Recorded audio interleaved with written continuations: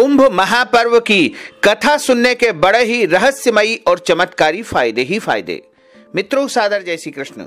हमारे YouTube channel में आप सभी का बहुत बहुत स्वागत है। मैं हूं आपके साथ आचार्य धर्मेंद्र शास्त्री। आज हम आपको कुंभ महापर्व की दिव्य और रहस्यमयी कथा सुनाने जा रहे हैं।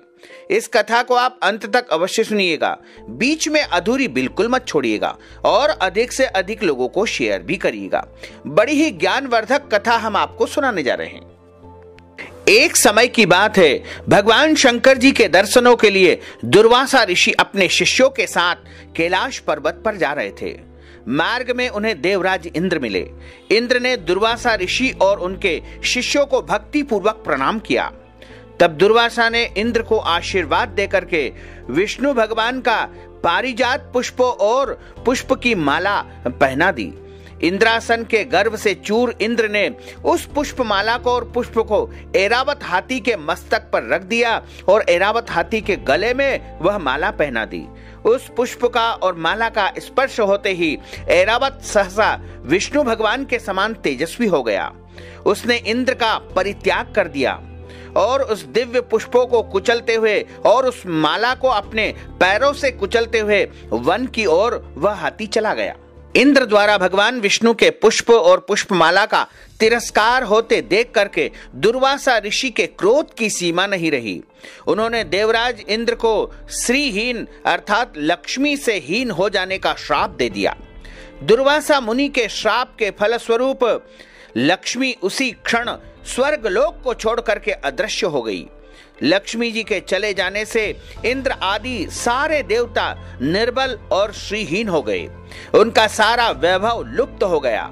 इंद्र को बलहीन जान करके राक्षसों ने दैत्यों ने स्वर्ग पर आक्रमण कर दिया और देवगण को सारे देवताओं को पराजित करके स्वर्ग के राज्य पर अपना परचम लहरा दिया। तब इंद्र देवगुरु बृहस्पति और अन्य देवताओं के साथ ब्रह्मा जी की सभा में उपस्थित हुए। तब ब्रह्मा जी बोले, हे देवराज इंद्र, भगवान विष्णु के भोग रूपी पुष्प का और पुष्पमाला का अपमान करने के कारण रुष्ट होकर के भगवती लक्ष्मी तुम्हारे पास से चली गई है और तुम श्रीहीन हो गए हो। उन्हें पुनः प्रसन्न करने के लिए तुम भगवान नारायण की कृपा दृष्टि को प्राप्त करो। उनके आशीर्वाद से तुम्हें खोया हुआ वैभव पुनः प्राप्त हो जाएगा। इस प्रकार ब्रह्मा जी ने इंद्र को आश्वस्त किया और उन्हें लेकर के भगवान विष्णु की शरण में पहुंचे। वहां परब्रह्म भगवान विष्णु भगवती लक्ष्मी जी के साथ में विराजमान थे। देवगण भगवान विष्णु की स्तुति करते हुए बोले, हे भगवान, आपके श्री चरणों में हमारा बारंबार प्रणाम है। हे भगवान, हम सब जिस उद्देश्य से आपकी शरण में आए हैं, कृपा करके आप हमारे उस लक्ष्य को पूर्ण कीजिए। दुर्वासा ऋषि के श्राप के कारण माता लक्ष्मी हमसे रूठ करके चली गई है और दैत्यों ने हमें पराजित करके स्वर्ग पर अधिकार कर लिया है। अब हम आपकी शरण में हैं, हमारी रक्षा कीजिए। भगवान विष्णु त्रिकालदर्शी थे। वे पल भर में ही देवताओं के मन की बात को जान गए। तब वे देवगणों से बोले, हे देवगण, मेरी बात ध्यान पूर्वक सुनो, क्योंकि केवल यही तुम्हारे कल्याण का एक उपाय है। दैत्यों पर इस समय काल की विशेष कृपा है, इसलिए जब तक तुम्हारे उत्कर्ष और दैत्यों के पतन का समय नहीं आता है, तब तक तुम उनसे संधि कर लो। और क्षीर सागर के गर्भ में अनेक दिव्य पदार्थों के साथ साथ अमृत भी छिपा हुआ है। उसे पीने वाले के सामने मृत्यु भी पराजित हो जाती है। अतः अमृत प्राप्ति के लिए तुम्हें समुद्र मंथन करना पड़ेगा, समुद्र को मथना पड़ेगा। यह कार्य अत्यंत कठिन और भयंकर दुष्कर है। अतः इस कार्यों में दैत्यों की सहायता लो। कूटनीति भी यह कहती है कि आवश्यकता पड़ने पर शत्रुओं को भी मित्र बना लेना चाहिए। तत्पश्चात अमृत पी करके सारे देवता अमर हो जाओ। तब दुष्ट दैत्य तुम्हारा कुछ भी नहीं बिगाड़ पाएंगे। हे देवगण, वे जो भी शर्त रखे उसे स्वीकार कर लेना। यह बात याद रखे कि शांति से सभी कार्य बन जाते हैं, क्रोध करने से कुछ नहीं होता है। भगवान विष्णु के परामर्श के अनुसार इंद्र आदि सारे देवगण दैत्यराज बलि के पास संधि का प्रस्ताव लेकर के गए और उन्हें अमृत के बारे में बता करके समुद्र मंथन के लिए तैयार कर लिया। समुद्र मंथन के लिए समुद्र में मद्राचल पर्वत को स्थापित किया गया, वासुकी नाग को रस्सी बनाया गया। तत्पश्चात दोनों पक्ष अमृत प्राप्ति के लिए समुद्र मंथन करने लगे।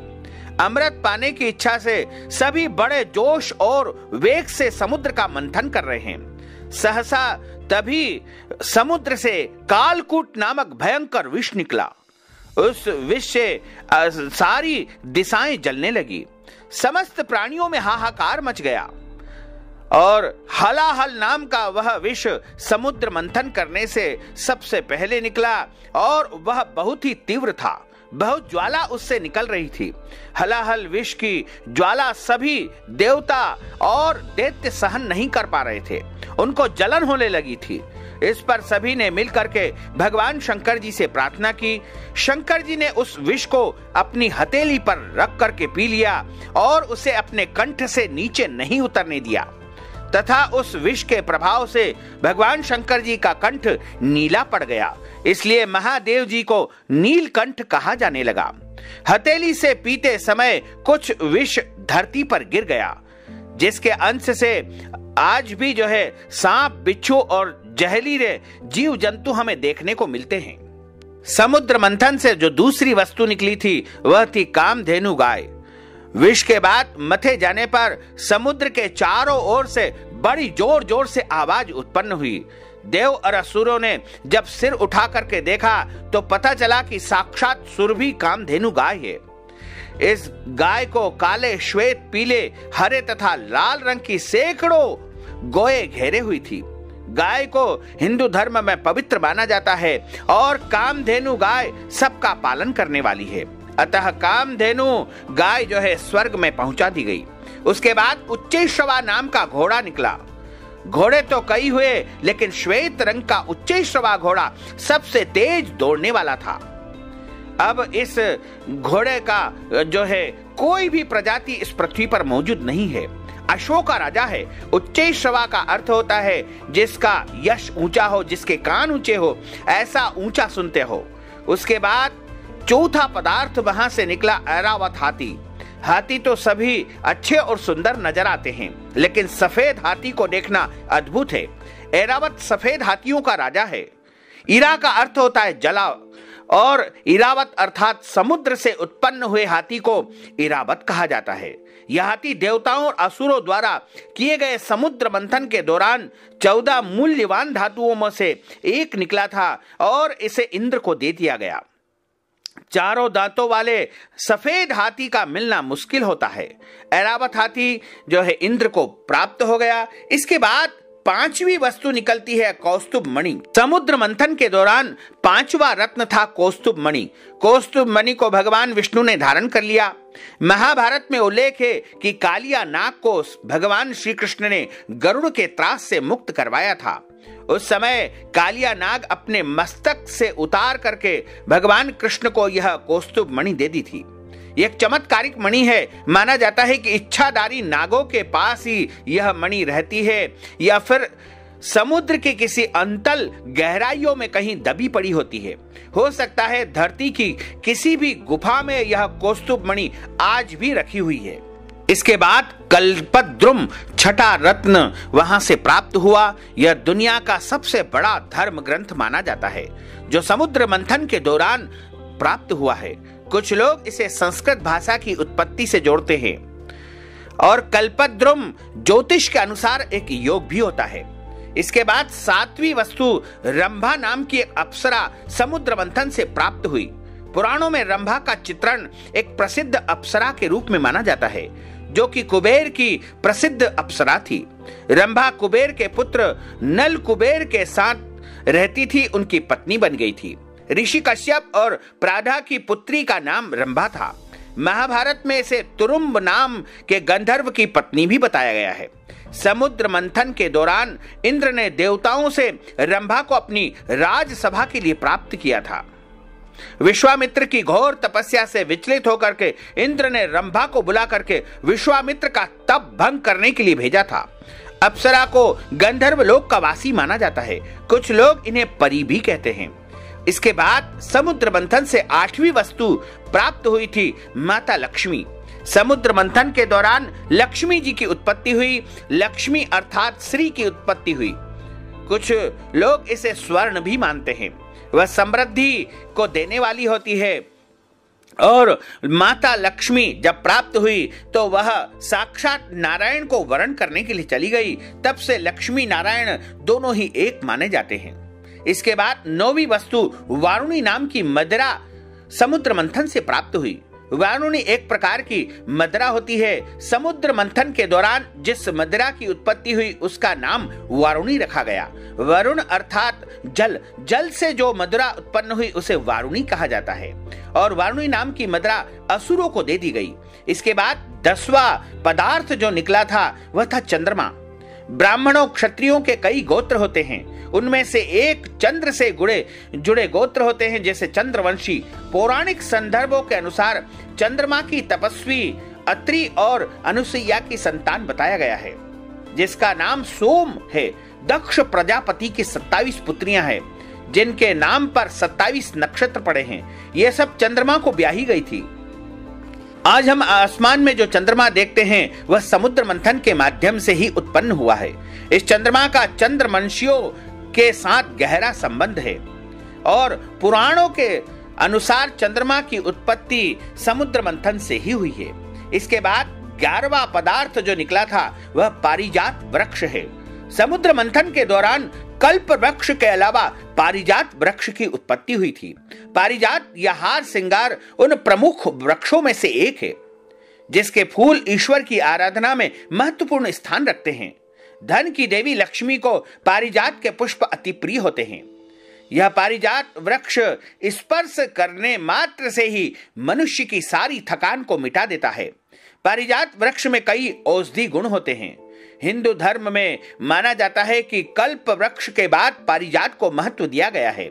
इसके बाद बरगद और पीपल का और नीम का महत्व बताया गया है। तो पारिजात वृक्ष जो कि स्वर्ग में स्थापित कर दिया गया। इसके बाद 12वीं वस्तु जो समुद्र मंथन से प्राप्त हुई थी वह थी पांचजन्य शंख। समुद्र मंथन से पांचजन्य शंख प्राप्त हुआ था और यह शंख स्वयं नारायण ने अपने पास रखा था। इसके बाद 13वां जो पदार्थ प्राप्त हुआ था वह थे भगवान धन्वंतरी।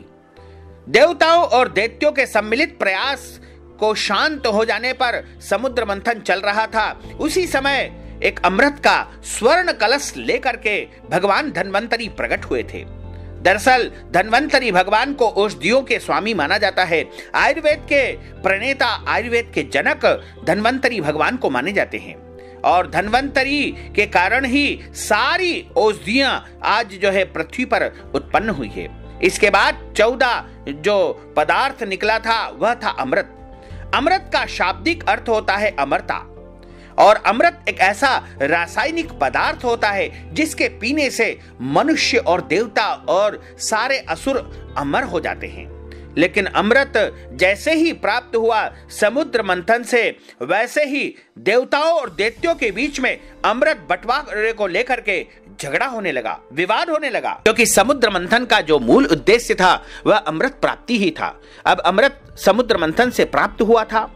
अमृत के बंटवारे को लेकर के देवराज इंद्र के संकेत पर उनके पुत्र जयंत जब इंद्र के इशारे पर अमृत कुंभ को लेकर के भागने की चेष्टा कर रहा था, तब कुछ दानव उनका पीछा करते करते भाग रहे थे। अमृत कुंभ के लिए स्वर्ग में 12 दिन तक संघर्ष चलता रहा और लगातार जयंत उस अमृत कलश को लेकर के इधर उधर भागने लगे। उस कुंभ से अमृत कलश से 4 स्थानों पर अमृत की कुछ बूंदें गिर गई। यह 4 स्थान पृथ्वी पर है।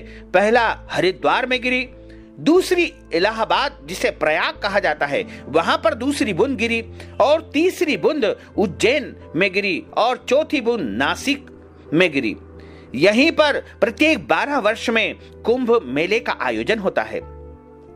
बाद में भगवान विष्णु ने मोहिनी रूप का धारण करके अमृत का जो है बंटवारा कर दिया। तभी से चारों स्थानों पर कुंभ मेले की परंपरा प्रारंभ हो गई। लेकिन कुछ समय के बाद कुंभ मेला प्रायः लुप्त सा हो गया था। लेकिन आदि गुरु शंकराचार्य के आने के बाद उन्होंने सन्यासियों के अखाड़े बनाए और सन्यासियों के 13 अखाड़े बनाए और वैरागियों के वैष्णवों के 3 अखाड़े बनाए। इस प्रकार कुल 16 अखाड़े बनाए गए। शिव संप्रदाय और वैष्णव संप्रदाय के 16 अखाड़े मिलकर के कुंभ महापर्व का महा आयोजन करते हैं और इनके द्वारा ही शाही स्नान किया जाता है। और शाही स्नान विभिन्न पर्वों पर अलग अलग प्रकार से किया जाता है।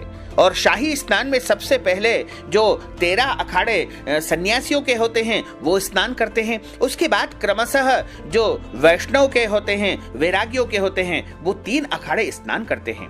क्रमशः बारी बारी से इनका क्रम आता है और सभी स्नान करते हैं।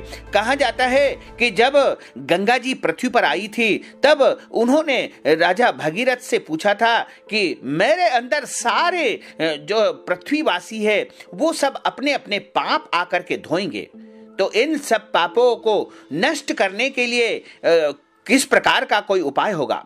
तब राजा भगीरथ ने उनसे कहा था कि समय समय पर गंगा तट पर कुंभ मेले का आयोजन होगा और वहां पर सिद्ध साधु संत महापुरुष आकर के स्नान करेंगे और उनके स्नान करने से सारे पाप जो है आपके अंदर से नष्ट हो जाएंगे। इसी परंपरा के तहत सभी साधु संत वहां पर स्नान करते हैं और उसके बाद अन्य सभी श्रद्धालु भक्तजन स्नान करते हैं। तो जो सन्यासियों के 13 अखाड़े हैं वो इस प्रकार बताए गए हैं। सबसे पहला जो प्राचीन अखाड़ा है उसे कहा जाता है जूना अखाड़ा। कुंभ मेले में जूना अखाड़े का आकर्षण देखने योग्य होता है। यहाँ पर नागा साधु का विशेष रूप से योगदान रहता है। इस प्राचीन अखाड़े का प्रधान कार्यालय वाराणसी में स्थित है।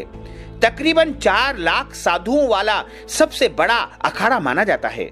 इस अखाड़े के इष्ट देवता भगवान दत्तात्रेय है जो कि रुद्र के अवतार है। इस अखाड़े में महिला सन्यासिन भी होती है। उनके रहने की अलग व्यवस्था होती है जिसे अवधूतानी या माई बाड़ा कहते हैं। इसमें बड़ी संख्या में विदेशी साधु भी शामिल होते हैं। दूसरा होता है अटल अखाड़ा। अटल अखाड़े के इष्ट देव भगवान गणेश जी है। लगभग 700 साधुओं की संख्या वाले इस अखाड़े का प्रधान कार्यालय भी काशी में है। इसमें महिला संत नहीं होती है। शस्त्र के रूप में इस अखाड़े में भाले की पूजा की जाती है जैसे सूर्य प्रकाश के नाम से जाना जाता है। इस अखाड़े में 2 ध्वजा खड़ी होती है, धर्मध्वजा और परध्वजा। धर्मध्वजा मेले में प्रवेश करते ही खड़ी की जाती है जबकि परध्वजा स्नान करते समय खड़ी की जाती है। और तीसरा होता है आनंद अखाड़ा। आनंद अखाड़े का प्रधान कार्यालय वाराणसी में है और इनके इष्ट देवता भगवान सूर्यदेव होते हैं। और चौथा होता है आवाहन अखाड़ा। इस अखाड़े का प्रधान केंद्र काशी में दशाश्वमेध घाट पर है।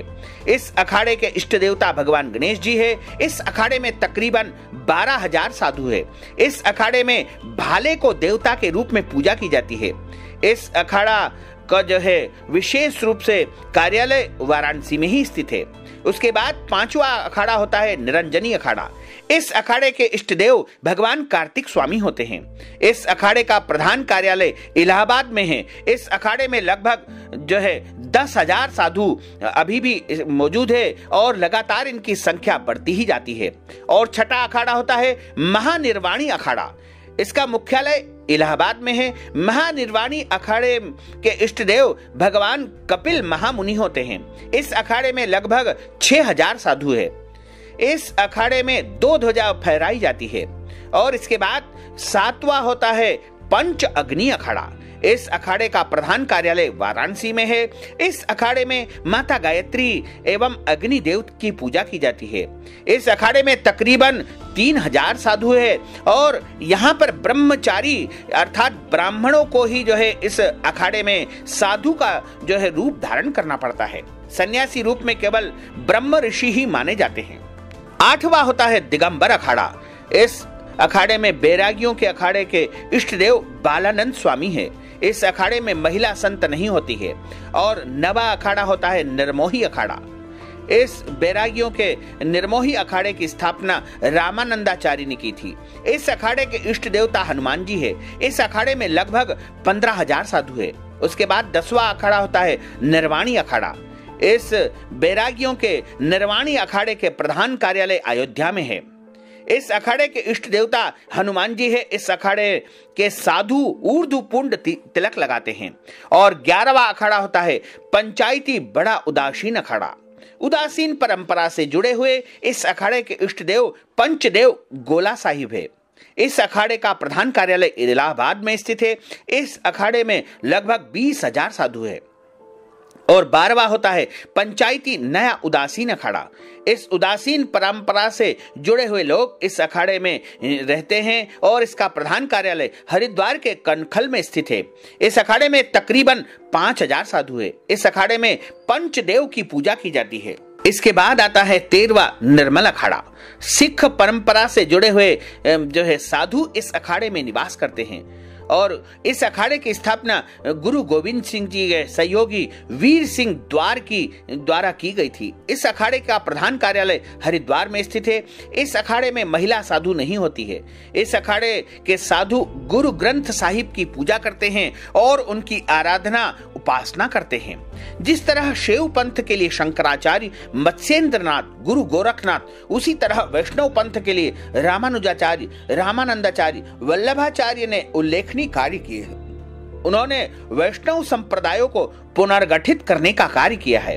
वैष्णव साधुओं को उनका आत्मसम्मान दिलवाया। शैव सन्यासियों की तरह वैष्णवों के भी संप्रदाय और अखाड़े हैं।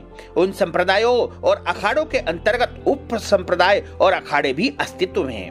वैष्णव में भी मूलतः बैरागी संप्रदाय के 3 अखाड़े हैं। श्री दिगंबर अनी अखाड़ा, श्री निर्वाणी अनी अखाड़ा और श्री निर्मोही अनी अखाड़ा। श्री दिगंबर आनी अखाड़ा, इसका मठ श्यामलाल खाकी चौक मंदिर पोस्ट श्यामलाल जी, जिला साबरकांठा, गुजरात में स्थित है। इसका दूसरा मठ दिगंबर अखाड़ा तपोवन, नासिक, महाराष्ट्र में स्थित है। इसके पहले संत महंत श्री महंत केशव दास जी और दूसरे श्री महंत रामकिशोर दास जी हैं। और दूसरे श्री निर्वाणी आनी अखाड़ा, इसका मठ अयोध्या, हनुमानगढ़ी, जिला फैजाबाद में स्थित है। और इसके संत श्री महंत धर्मदास जी। दूसरा मठ श्री लंबे हनुमान मंदिर, रेलवे लाइन के पीछे, सूरत, गुजरात में है। इनके संत श्री महंत श्री जगन्नाथ जी महाराज हुए हैं। और तीसरे श्री निर्मोही आनी अखाड़ा, इसका मठ श्रीधर समीर मंदिर, वंशीवट, वृंदावन, मथुरा में स्थित है। और इसके श्री महंत मदन मोहन दास जी है। दूसरा मठ श्री जगन्नाथ मंदिर, जामालपुर, अहमदाबाद, गुजरात में स्थित है। इनके श्री महंत श्री राजेंद्र दास जी महाराज है। इस प्रकार मित्रों, हमने आपको कुंभ मेले के संदर्भ में अद्भुत और दुर्लभ जानकारी प्रदान की है। हमारे इस वीडियो को आप अधिक से अधिक लोगों को शेयर करिएगा, लाइक करिएगा और कमेंट बॉक्स में प्रभु का नाम अवश्य लिखिएगा। और कुंभ मेले में आप स्नान करिएगा और कुंभ की कथा सुनने मात्र से ही कुंभ स्नान का फल भी प्राप्त हो जाता है। तो हमारे इस वीडियो को आप अवश्य ही अधिक से अधिक लोगों को शेयर करिएगा, लाइक करिएगा, कमेंट करिएगा और अधिक से अधिक लोगों को शेयर भी करिएगा। आपको और आपके पूरे परिवार को सादर जय श्री कृष्ण, सादर धन्यवाद।